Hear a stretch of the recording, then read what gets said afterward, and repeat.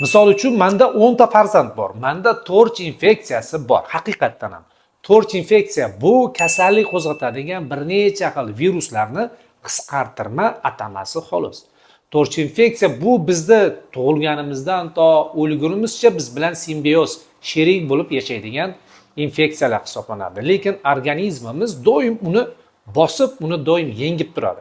Oddiy misol, qo'rqqaningizda yo cho'chib ketganingizda birpasda uchuq chiqadi. Uchuq bu o'sha torch infeksiyani gerpesini birinchi tipi hisoblanadi.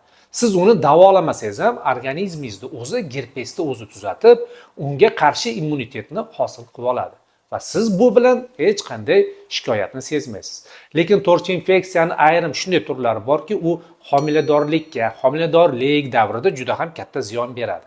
Torch infeksiya agar sizda chiqqan bo'lsa, biling, bu yerda bir kishi emas, 2 kishi davolanish kerak. Chunki buni yuqish yo'llari og'iz orqali yoki bo'lmasam teri orqali, jinsiy aloqa orqali, so'lak orqali, oddiy yaxshi yuvilmagan pichoq orqali ham yuqtirib olishingiz mumkin. Misol uchun, go'shtni kesdingiz, shu pichoqda nonni yoki olma yo bir mevani kessangiz, sizga yana yuqib qolaveradi.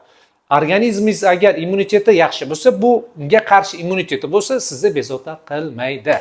Shuning uchun torch infeksiya kimda chiqadigan bo'lsa ham, bu yerda albatta juftlik lecheniya olishga to'g'ri keladi.